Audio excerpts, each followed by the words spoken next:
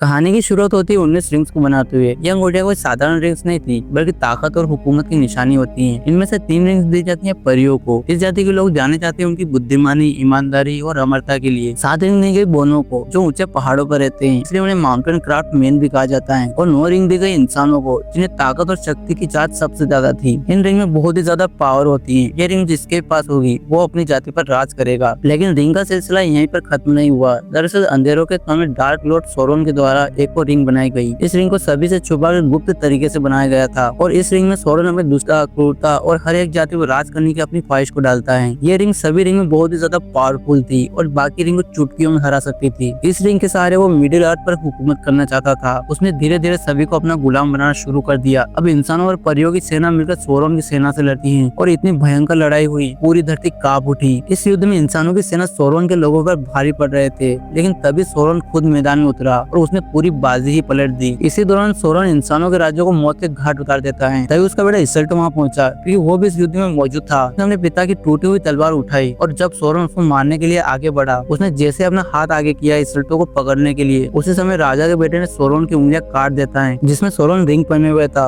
और वो शापित रिंग सोरोन की बॉडी से अलग हो जाती है। उस रिंग के अलग होने के बाद सोरोन और उसकी सेना राख बनकर उड़ गई और सोरोन यहाँ पर हार जाता है। अब उस रिंग को राजा के बेटे ने उठाया और वो भी इसके मुंह से बच नहीं पाया। उसने रिंग को नष्ट करने के बजाय उसे अपने पास रख लिया। और यही इस रिंग की खास बात थी, ये जिसके पास होगी वो इंसान किसी भी कीमत पे उसको खोना नहीं चाहता। एक दिन राजा का बेटा अपने सेना के साथ कहीं जा रहा था, तभी सोरोन के कुछ बचे हुए लोग उस पर हमला कर देते हैं। राजा का बेटा अपने आप को बचाने के लिए रिंग को पहन लिया। रिंग की शक्ति की वजह से वो गायब हो जाता है और भागकर एक नदी में कूद जाता है, लेकिन तभी रिंग उसके हाथ से निकल गई। उसने रिंग को पकड़ने की बहुत कोशिश की, लेकिन वो नाकामयाब रहा। रिंग और भी गहराई में जाती गई। जैसे ही रिंग उसके हाथ से निकली, वो दिखने लगा। इसके बाद सोरोन के लोग ऊपर से तीर चलाकर उसे मार देते हैं और वो रिंग उसी तालाब में कहीं खो जाती है। सदियों तक वो रिंग उसी तालाब में पड़ी रही। फिर 2500 साल बाद किस्मत से वो रिंग मिली गोलम को। उससे इस रिंग का नशा हो गया। वो रिंग का गुलाम बन जाता है। गोलम रिंग को पहाड़ पर बने गुफा में ले गया। रिंग ने उसे बहुत ही लंबी जिंदगी दी। उसके पास वो रिंग 500 सालों तक रही,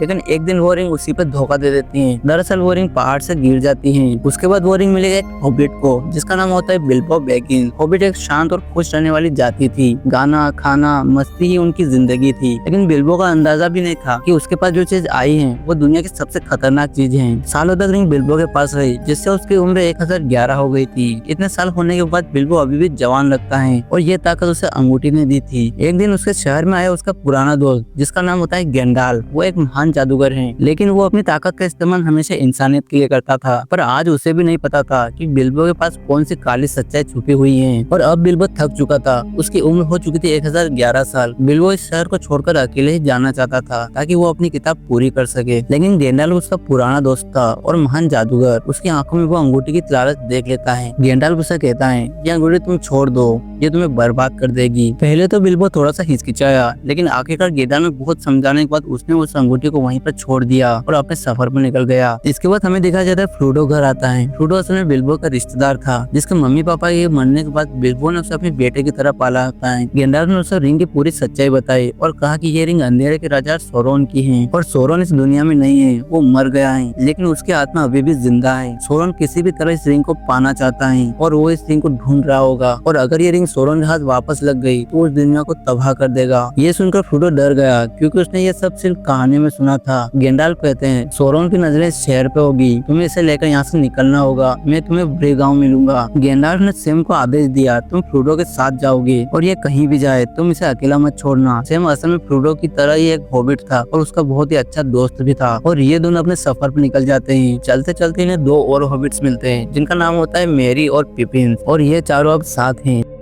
वहीं दूसरी तरफ हमें देखा जाता है गेंडाल को अपने कुंभे के सरदार से मिलता है, जिसका नाम होता है सूरीमोन। और वहां जाकर पता चलता है कि सूरीमोन भी सोरोन के साथ मिल गया था। सूरीमोन उससे कहता है, हम सोरोन से नहीं जीत सकते और तुम भी हमारा साथ दो। लेकिन गेंडाल ने उसका साथ देने से मना कर दिया, जिस वजह से दोनों के बीच में फाइट शुरू हो जाती है। इसी बीच सूरीमोन ने उसकी जादुई छड़ी छीन ली और सूरीमोन उसे कमरे में कैद कर देता है। वहीं दूसरी तरफ फ्रूडो और उसके दोस्त रास्ते में थे। तभी एक घोड़े पर सवार होकर एक आदमी उनका पीछा करने लगा। यह सोरोन का आदमी था। सभी दौड़कर एक पेड़ के पीछे छिप छुप गए, लेकिन वो काला साई उनका पीछे पड़ा था। वो उनके पास आ जाता है। तभी फ्रोडो उस रिंग को पहनने वाला था, लेकिन उसके दोस्त ने उसे रोक लिया। फिर उन्होंने उस काले साई का ध्यान भटकाया और वहाँ से निकल गए। थोड़ी दूर जाने पर उन्हें एक नदी मिली जहाँ पर एक नाव खड़ी थी, लेकिन वो काला साई उनका पीछा करते हुए वहाँ भी आ गया। ये देखकर एक लड़का बोला, भाई तू क्यों हमारे पीछे पड़ा है? चारों जल्दी से भागकर नाव में चढ़ गए और वहाँ से बच निकले। थोड़े बस और आदमी उन्हें देखता ही रह गया। अब जब वो लोग ब्री गांव पहुंचे तो वहाँ जाकर उन्हें पता चला कि गेंडाल्फ तो यहाँ आया ही नहीं। असल में गेंडाल्फ को उसके कबीले वालों ने कैद कर लिया था। अब वो लोग वहाँ पर बैठकर सोच रहे थे कि अब आगे क्या करना चाहिए। किसी भी जगह आदमी इन चारों हॉबिट्स पर नजर रख रहा था, जिसका नाम होता है स्ट्राइडर। वो जंगल में रहता है और हमेशा अकेले अपनी जिंदगी बिताता है। अब हमें दिखाया जाता है कि उस रिंग का असर फिर से होने लगा और फ्रोडो का पैर फिसलने की वजह से वो गिर जाता है, जिससे रिंग उसके हाथ से छूट गई। वो रिंग को पकड़ने की कोशिश करने लगा, तभी रिंग उसके फिंगर में चली गई और जैसे ही रिंग उसके हाथ में जाती है वो गायब हो जाता है। रिंग पहनते सोरोन के आदमी को पता चल गया कि रिंग अभी कहाँ है। वो तेजी से उसके ओर आने लगे हैं। अब जब फ्रोडो रिंग को पहनता है तभी उसको सोरोन की आंख दिखाई दी, जिससे फ्रोडो बहुत ही ज्यादा डर गया। उसने वो रिंग तुरंत उतार दी और जैसे रिंग उतारी वहाँ स्ट्राइडर नाम का रेंजर उससे अपने साथ ले जाता है। स्ट्राइडर ने फ्रोडो को कहा कि वो गेंडाल्फ को ज्यादा देर वेट नहीं कर सकता। डार्क लॉर्ड की आर्मी तुम्हें यहाँ मारने के लिए आ रही है। तभी हमें देखा जाता है सोरोन के आदमी फ्रोडो को मारने के लिए उसके कमरे में जाते हैं, लेकिन उन्हें वहाँ पर कोई नहीं मिलता क्योंकि स्ट्राइडर उन्हें अपने कमरे में छिपा लिया था और वो लोग वहाँ से सोरोन के आदमियों को देख रहे थे। अब स्ट्राइडर बोलता है, हमें ज्यादा देर तक यहाँ पर नहीं रहना चाहिए, हमें यहाँ से निकलना होगा। और अब ये पांचों के पांचों जंगल की तरफ निकल गए। इनमें से एक पूछता है, हम जा कहाँ रहे हैं? स्ट्राइडर बोलता है, एल्स के घर। और ये सभी एल्स के घर की ओर निकल पड़ते हैं। अब 2 दिन का सफर तय करने के बाद वो एक किले पे पहुंचे। स्ट्राइडर आसपास का सामान लेने जाता है और बाकी हॉबिट्स आग जलाकर खाना बनाने लगते हैं। तभी फ्रोडो दौड़ता हुआ आता है और कहता है, तुमने आग क्यों जलाई? लेकिन तब तक बहुत ही देर हो चुकी थी। सोरोन के आदमियों ने उस आग को देख लिया था और वो हॉबिट्स तक पहुंच जाते हैं और उन पर हमला कर दिया। और जब गोस्ट फ्रोडो को मारने वाला था, फ्रोडो उस रिंग को पहन लिया और वो फिर से गायब हो जाता है। लेकिन इसके बावजूद गोस्ट उसे देख सकता था। इसके बाद भूत फ्रोडो को तलवार चलाकर उसे घायल कर देता है। तभी स्ट्राइडर वहाँ आता है और वो उन गोस्ट को मार देता है। अब फ्रोडो घायल है और वो उसे इलाज के लिए लेकर जाते हैं, लेकिन जहाँ इन्हें जाना है वो यहाँ से 6 दिन की दूरी पर है। फ्रोडो की तबीयत लगातार खराब हो रही थी, उसका शरीर ठंडा पड़ रहा था। तभी वहाँ पर आरोन आती है जो कि एक एल्फ है। वो स्ट्राइडर को जानती है क्योंकि वो स्ट्राइडर से प्यार करती है। उसने उन्हें ढूंढ लिया। अब वो फ्रोडो को रेस्क्यू करके वहाँ से ले जाती है। तभी वो 5 पेड़ उसका पीछा करने लगते हैं, लेकिन किसी तरह वो नदी पार करके रिवेंडर पहुँच जाती है और आरोन अपनी शक्तियों से नदी में एक खतरनाक बाढ़ लाई और वो प्रेत उसी बाढ़ में बह गए। अब आरोन के फादर ने फ्रोडो का इलाज करके उसे ठीक कर दिया और जब फ्रोडो को होश आता है उसके सामने गेंडाल्फ बैठे थे। गेंडाल्फ को परियों एक बड़ी ईगल ने रेस्क्यू कर लिया था। वहीं दूसरी तरफ आरोन के फादर एक बड़ी मीटिंग रखते हैं। वहाँ गेंडाल्फ कहते हैं, इस रिंग को डिस्ट्रॉय कैसे किया जाए, हमें इंसानों की मदद ले लेनी चाहिए। उसके पिता कहते हैं, इंसान कमजोर हैं, ये जो कुछ भी हो रहा है वो सब इंसानों की वजह से ही हो रहा है। इस रिंग को खत्म करने के लिए हमें इसे माउंट डूम में ले जाना होगा, जहाँ ये रिंग बनाई गई थी। वहाँ के लावा में से नष्ट किया जा सकता है, लेकिन वहाँ जाना मौत को दावत देने जैसा था। अब जो है सभा शुरू होती है। यहाँ एल्स, ड्राफ, इंसान सभी लोग आए हुए थे और यहाँ पर हमें पता चला कि स्ट्राइडर का असली नाम एरागोन है और ये इंसानों की राजगद्दी का असली हकदार है। इसके अलावा वो इसल्टो का वंशज भी है जिसे सोरोन की उंगली काटी थी। मीटिंग में कोई भी इस रिंग को डिस्ट्रॉय करने के लिए तैयार नहीं होता क्योंकि सभी को पता था कि ये मौत के मुंह में हाथ डालने जैसा है। सभी लोग लड़ने लगते हैं और उनको एक दूसरे पर भरोसा भी नहीं होता। तभी फ्रोडो खड़ा होकर कहता है, मैं ले जाऊंगा इस रिंग को माउंट डूम में और इसे नष्ट कर दूंगा। अब अगली सुबह गेंडाल्फ, स्ट्राइडर, बोनो के राजा का बेटा गिमली, फ्रोडो के 3 दोस्त और एक और योद्धा बोरोमिल, अब ये कुल मिलाकर 9 लोग इस रिंग को नष्ट करने के लिए निकल जाते हैं। और जब ये रास्ते में होते हैं तो इन्हें पता चला कि सूर्यमो ने इन पर कुछ पक्षियों के जरिए नजर रखे हुए था, जिससे ये अपना रास्ता बदल देते हैं। अब ये बर्फीले पहाड़ों की तरफ निकल जाते हैं, लेकिन सूर्यमन वहाँ भी उनका रास्ता रोकता है, जिसकी वजह से ये लोग आगे नहीं बढ़ सकते।